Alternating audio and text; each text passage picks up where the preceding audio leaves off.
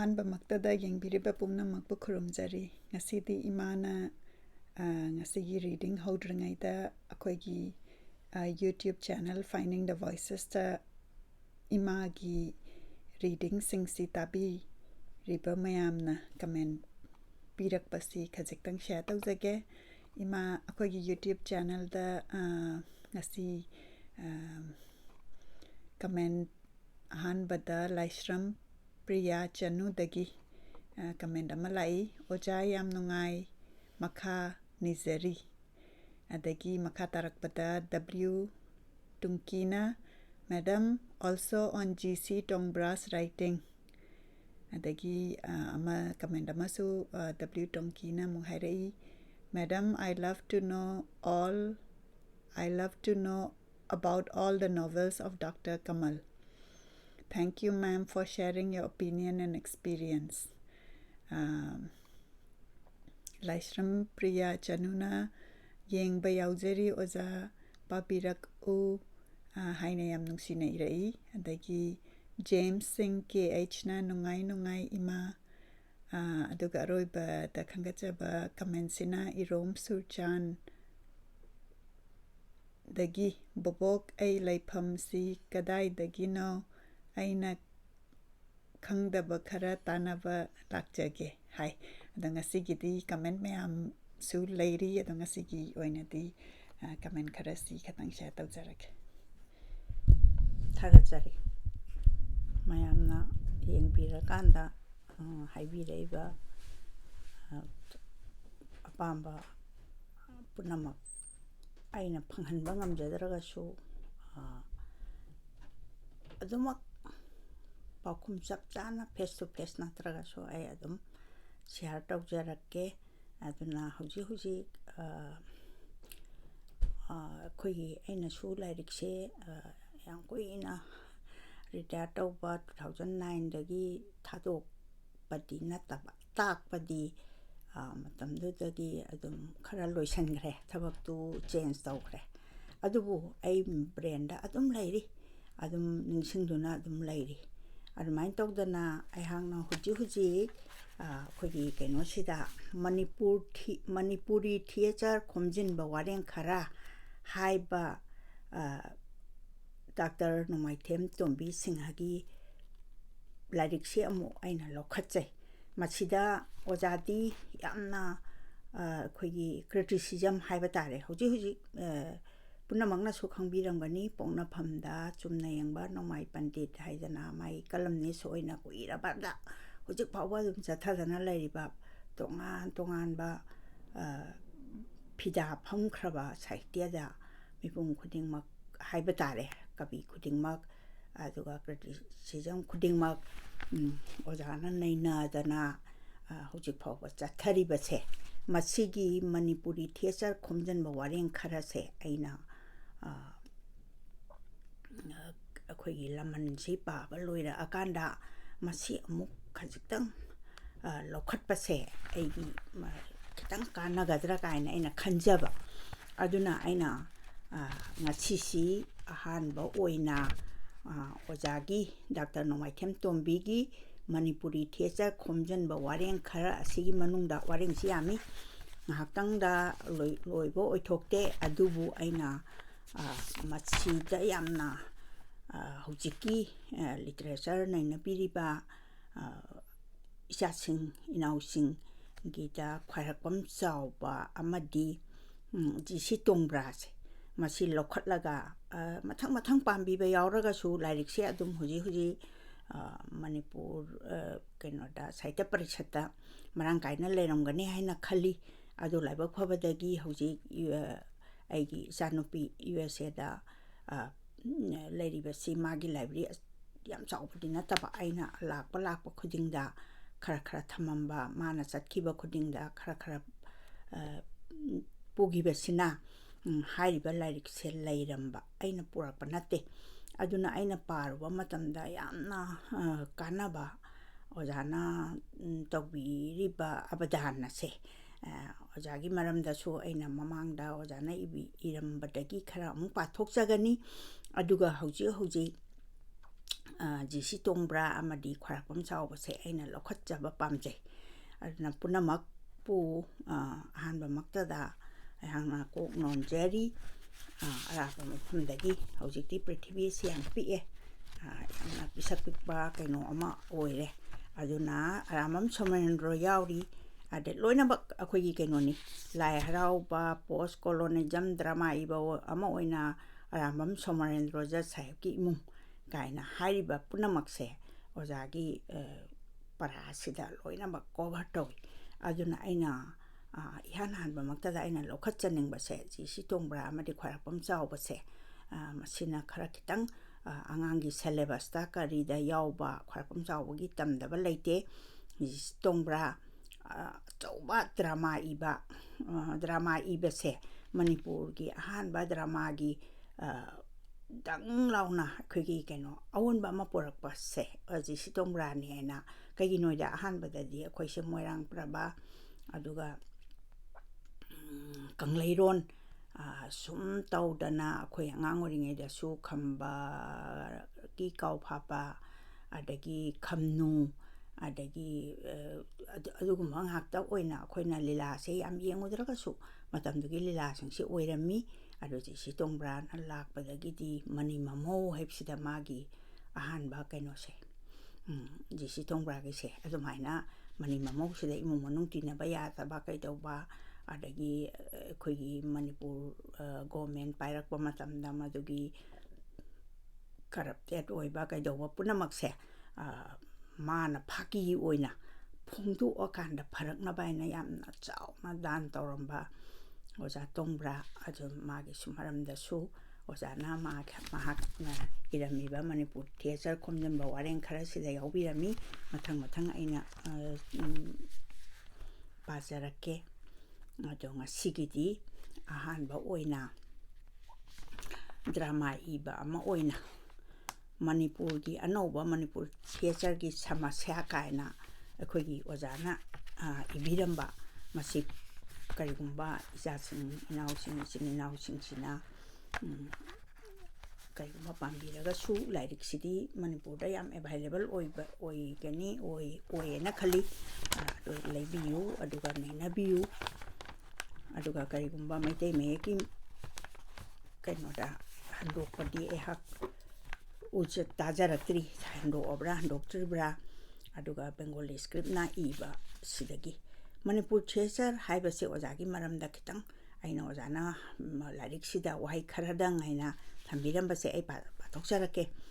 Manipur theatre ꯍꯥꯏꯕꯁꯦ ꯑꯩꯅ ꯌꯥꯝꯅ ꯄꯥꯝꯖꯕ ꯑꯃꯁꯨꯡ ꯅꯨꯡꯁꯤꯕ ꯑꯥꯔꯠ ꯐꯣꯝ ꯑꯃꯅꯤ ꯃꯁꯤꯒꯤ ꯃꯔꯝ ꯂꯩꯇꯕꯁꯨ ꯅꯠꯇꯦ ꯑꯩꯈꯣꯏꯒꯤ ꯏꯃꯨꯡ ꯀꯣꯂꯨꯞ ꯃꯣꯏꯔꯥꯡꯊꯦꯝ ꯑꯃꯁꯨꯡ ꯊꯤꯌꯥꯝ ꯀꯣꯂꯨꯞ ꯍꯥꯏꯗꯤ ꯃꯣꯏꯔꯥꯡꯊꯦꯝꯅ ꯅꯝꯅ ꯇꯥꯕ ꯊꯤꯌꯥꯝꯅ ꯅꯝꯅ ꯇꯥꯕ ꯌꯨꯝꯅꯥꯛꯅꯤ ꯀꯣꯂꯨꯞꯁꯦ ꯖꯒꯣꯏ ꯏꯁꯩ ꯂꯤꯂꯥ ꯇꯧꯗꯨꯅ ꯂꯥꯛꯄ ꯀꯣꯂꯨꯞ ꯑꯃꯅꯤ ꯑꯩꯒꯤ ꯄꯟꯊꯧ ꯑꯣꯖꯥꯒꯤ ꯑꯄꯣꯛꯄ ꯅꯣꯡꯃꯥꯏꯊꯦꯝ ꯕ꯭ꯔꯖꯕꯤꯗꯨ ꯕꯤꯗ꯭ꯌꯥꯚꯨꯁꯟ ꯂꯩꯕꯥꯛꯀꯤ ꯄꯨꯡ ꯌꯩꯕ ꯃꯩꯇꯩ ꯄꯨꯡ ꯑꯃꯁꯨꯡ ꯈꯣꯜꯒꯤ ꯑꯣꯖꯥꯅꯤ ꯖꯒꯣꯏ ꯑꯃꯁꯨꯡ ꯃꯣꯅꯣꯔꯁꯥꯏꯒꯤ ꯏꯁꯩꯁꯨ ꯍꯩ ꯑꯩꯒꯤ ꯏꯆꯦ ꯑꯍꯟ ꯅꯣꯡꯃꯥꯏꯊꯦꯝ ꯕꯤꯃꯂꯥ ꯑꯆꯧꯕꯤ ꯁ꯭ꯇꯦꯖꯗ ꯃꯃꯤꯡ ꯆꯠꯂꯕꯤ ꯑꯦꯛꯇ꯭ꯔꯦꯁ ꯑꯃꯅꯤ ꯑꯩꯈꯣꯏꯒꯤ ꯀꯣꯂꯨꯞꯀꯤ ꯏꯅꯦ ꯏꯟꯗꯣꯜꯁꯤꯡꯅ ꯂꯥꯟ ꯃꯃꯥꯡ ꯑꯃꯁꯨꯡ ꯃꯇꯨꯡꯗ ꯄꯥꯁ ꯈꯦꯂꯥ ꯍꯥꯏꯅ ꯈꯪꯅꯕ ꯀꯨꯝꯍꯩ ꯑꯗꯣ ꯂꯩꯕꯥꯛ ꯐꯥꯎꯅ ꯁꯥꯟꯅꯗꯨꯅ ꯂꯥꯛꯈꯤ ꯄꯥꯁ ꯈꯦꯂꯥ ꯍꯥꯏꯁꯤ ꯑꯩꯁꯨ ꯈꯤꯇꯪ ꯎꯖꯍꯧꯋꯤ ꯈꯤꯇꯪ ꯄꯟꯖꯒꯦ ꯈꯤꯇꯪ ꯊꯧꯒꯟ ꯇꯧꯖꯒꯦ ꯑꯗꯨꯅ ꯑꯩꯈꯣꯏꯒꯤ ꯀꯩꯅꯣꯅꯤ ꯑꯩꯈꯣꯏꯒꯤ ꯍꯤꯟꯗꯨ ꯙꯔꯃ ꯂꯥꯛꯄ ꯃꯇꯝꯗ ꯀ꯭ꯔꯤꯁꯅꯒꯤ ꯑꯗꯨꯒꯨꯝꯂꯕ ꯇꯣꯉꯥꯟ ꯇꯣꯉꯥꯟꯕ ꯃꯥꯒꯤ ꯀꯩꯅꯣꯁꯤ ꯂꯤꯂꯥꯁꯦ ꯃꯁꯤ ꯑꯩꯈꯣꯏꯅ ꯍꯤꯟꯗꯨꯁꯤ ꯀꯟꯅ ꯑꯩꯈꯣꯏꯅ ꯄꯥꯝꯅ ꯆꯠꯅꯔꯛꯄ ꯃꯇꯝꯗ ꯑꯗꯨꯒꯨꯝꯕ ꯍꯔꯥꯎ ꯀꯨꯝꯍꯩ ꯍꯥꯏꯕ ꯇꯥꯔꯦ ꯑꯗꯒꯤ ꯏꯁꯣꯔꯒꯤ ꯃꯔꯝꯗ ꯁꯥꯟꯅꯕꯅꯤ ꯑꯗꯨꯒꯨꯝꯕ ꯀꯨꯝꯍꯩ ꯑꯗꯣ ꯂꯩꯕꯥꯛ ꯐꯥꯎꯗꯨꯅ ꯁꯥꯟꯅꯈꯤꯕꯗꯣ ꯑꯗꯨꯅꯤ ꯑꯣꯖꯥꯅ ꯄꯟꯕꯤꯔꯤꯁꯦ ꯑꯩꯈꯣꯏꯒꯤ ꯏꯃꯨꯡ ꯑꯃꯁꯨꯡ ꯀꯣꯂꯨꯞ ꯑꯁꯦ ꯖꯒꯣꯏ ꯏꯁꯩꯒꯤ ꯇꯤꯟꯅꯐꯝ ꯑꯃꯁꯨꯡ ꯑꯣꯖꯥ ꯀꯌꯥꯒꯤ ꯄꯨꯟꯐꯝ ꯑꯣꯏꯗꯨꯅ ꯂꯥꯛꯏ ꯄꯨꯝꯅꯃꯛ ꯑꯁꯦ ꯑꯩꯒꯤ ꯑꯉꯥꯡ ꯑꯣꯏꯔꯤꯉꯩ ꯄꯨꯟꯁꯤꯒ ꯁꯥꯒꯣꯟꯅꯗꯨꯅ ꯆꯨꯁꯟꯅꯗꯨꯅ ꯂꯥꯛꯈ꯭ꯔꯕꯅꯤ ꯑꯉꯥꯡ ꯑꯣꯏꯔꯤꯉꯩꯗ ꯍꯧꯅ ꯑꯩꯒꯤ ꯏꯆꯦ ꯑꯍꯟ ꯑꯃꯗꯤ ꯏꯅꯦꯁꯤꯡꯅ ꯑꯥꯔꯤꯌꯥꯟ ꯊꯤꯌꯦꯇꯔ ꯔꯨꯝꯍꯣꯜ ꯁꯥꯟꯅꯕꯗ ꯂꯤꯂꯥ ꯀꯌꯥ ꯌꯦꯡꯗꯨꯅ ꯂꯥꯛꯈꯤ ꯑꯩꯈꯣꯏꯒꯤ ꯀꯩꯅꯣꯁꯦ ꯂꯤꯂꯥ ꯁꯥꯟꯅꯐꯝ ꯍꯣꯜꯁꯦ ꯑꯥꯔꯤꯌꯥꯟ ꯊꯤꯌꯦꯇꯔ ꯍꯥꯏꯕ ꯑꯃ ꯔꯨꯝ ꯍꯣꯜ ꯍꯥꯏꯕ ꯑꯃ ꯑꯗꯨꯒ MDUꯁꯨ lay MDU sina ya school lomda angang oringede akhoi sangoida tamo singna phi khanduna stage saraga lila sanabada saruk yaduna horakhi oja su adum angang oina horakhiba aigi angang oringegi punsi jagoi iseina yomduna saurakhi adu yengba mayamna sanabanina adum enjoy tawba adudagi khara chauraklaga metric tharaba matungda BA tamba matam Kristagi kumja lisingama samapan humpumathoi lisingama samapan humpumanga ase aikhogi yumda naharol saitya premi sai samiti gi office oiduna thagi nainaba sabha pangthokduna adum lakhrabani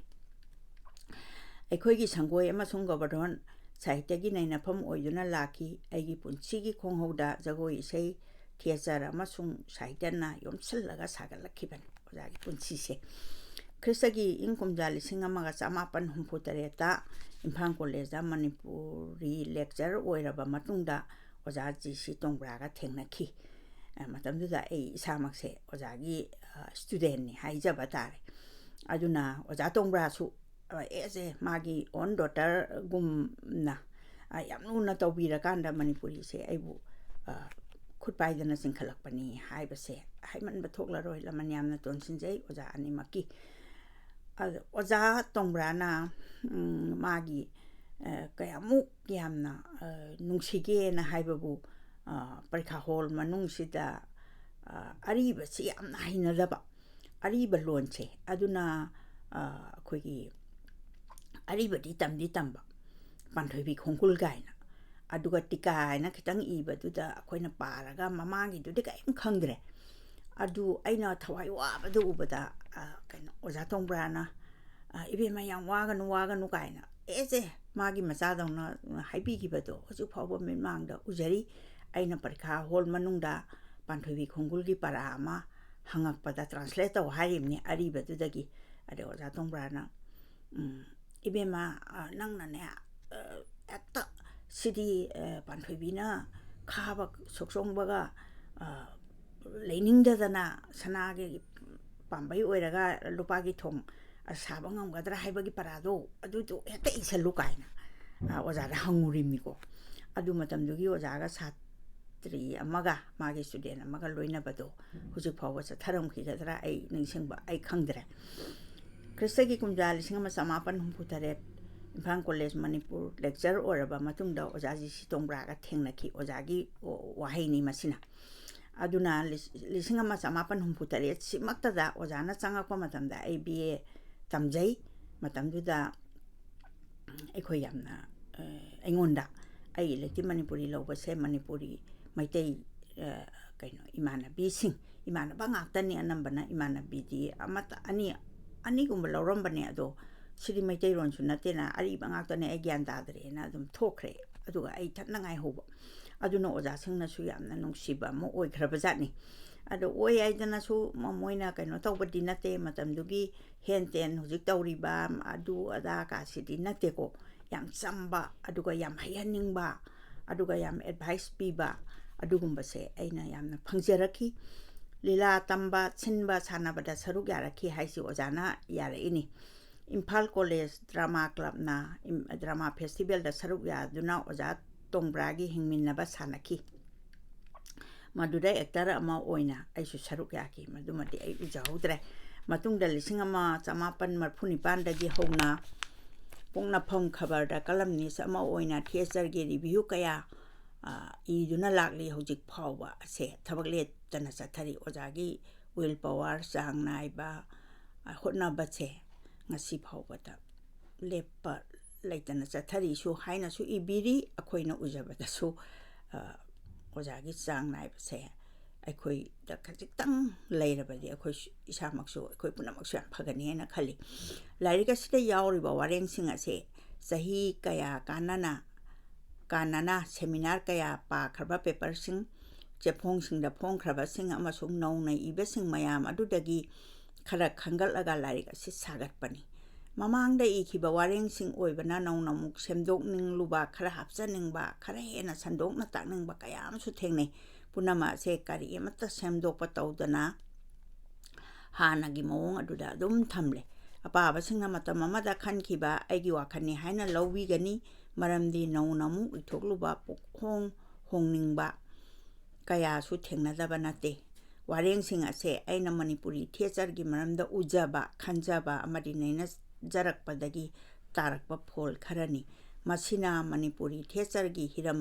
ꯄꯨꯝꯅꯃꯛ ꯀꯣꯟꯕ ꯉꯝꯗ꯭ꯔꯒꯁꯨ ꯍꯤꯔꯝ ꯈꯔꯗꯤ ꯂꯪꯂꯥ ꯂꯪꯖꯤꯟ ꯑꯣꯏꯕ ꯌꯥꯕ ꯋꯥꯐꯝ ꯈꯔꯗꯤ ꯊꯦꯡꯅꯕꯤꯒꯅꯤ ꯃꯁꯤꯅ ꯃꯈꯥ ꯇꯥꯅ ꯍꯦꯟꯅ ꯊꯤꯖꯟꯕꯒꯤ ꯈꯣꯡꯖꯪꯒꯤ ꯃꯔꯨꯑꯣꯏꯕ ꯄꯣꯠꯐꯝ ꯑꯣꯏꯒꯅꯤ ꯅꯤꯡꯏ ꯃꯅꯤꯄꯨꯔꯤ ꯊꯤꯌꯦꯇꯔ ꯌꯥꯝꯅ ꯆꯥꯎꯏ ꯊꯤꯖꯤꯟꯒꯗꯕ ꯅꯩꯅꯒꯗꯕ ꯌꯥꯝꯅ ꯋꯥꯠꯂꯤ ꯋꯥꯔꯦꯡ ꯈꯔ ꯑꯁꯤꯅ ꯃꯅꯤꯄꯨꯔ ꯊꯤꯌꯦꯇꯔꯒꯤ ꯃꯁꯛ ꯇꯥꯛꯄ ꯑꯣꯏꯊꯣꯛꯇꯦ ꯃꯄꯨꯡ ꯐꯥꯔꯕ ꯑꯆꯧꯕ ꯂꯥꯏꯔꯤꯛ ꯑꯃ ꯏꯔꯕ ꯃꯇꯝꯗ ꯅꯤꯡꯕ ꯊꯨꯡꯒꯅꯤ ꯃꯁꯤꯅ ꯑꯩꯒꯤ ꯇꯨꯡꯒꯤ ꯊꯕꯛ ꯑꯣꯏꯖꯔꯒꯦ ꯍꯥꯏꯅ ꯈꯟꯖꯔꯤ ꯑꯁꯨꯝꯅ ꯏꯕꯤꯔꯝꯃꯤ ꯑꯩꯒꯤ ꯂꯥꯏꯔꯤꯛ ꯐꯣꯡꯕꯗ ꯀꯌꯥ ꯈꯣꯏꯖꯪꯗꯕ ꯑꯃꯁꯨꯡ ꯑꯩꯁꯦ ꯑꯣꯖꯥ ꯃꯁꯥꯃꯛꯁꯦ ꯊꯧꯁꯥꯗꯕ ꯃꯤꯁꯛ ꯑꯃꯅꯤ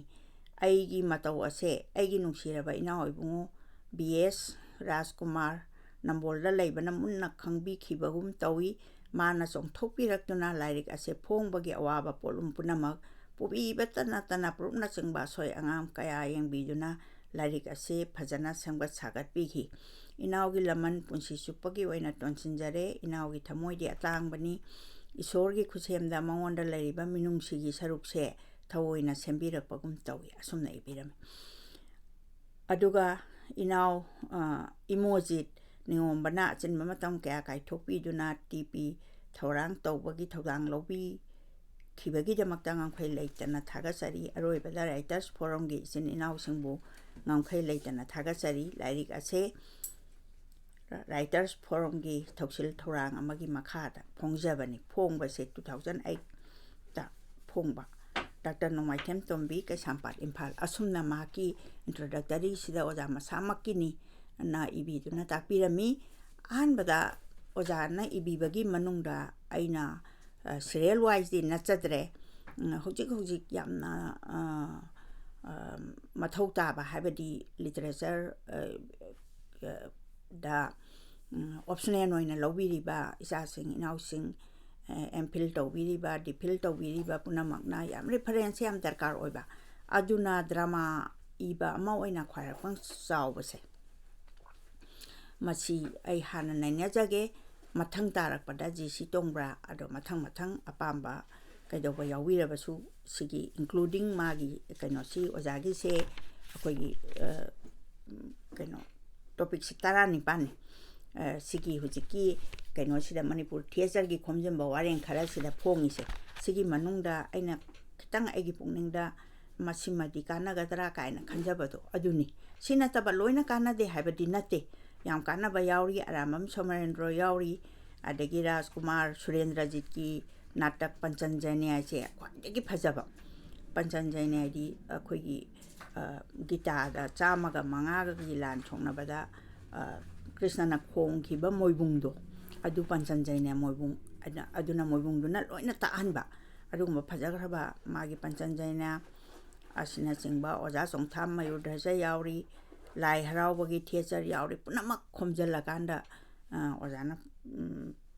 ꯑꯩꯈꯣꯏꯒꯤ ꯑꯥꯏꯇꯦꯝ 19ꯁꯦ ꯐꯣꯡꯗꯨꯅ ꯍꯥꯏꯔꯤꯕ ꯑꯣꯖꯥꯒꯤ ꯂꯥꯏꯔꯤꯛ ꯑꯁꯤꯗ ꯐꯣꯡꯕꯤꯔꯝꯃꯤ ꯃꯁꯤ ꯃꯊꯪ ꯑꯩꯍꯥꯛ ꯄꯥꯖꯔꯛꯈꯤꯒꯦ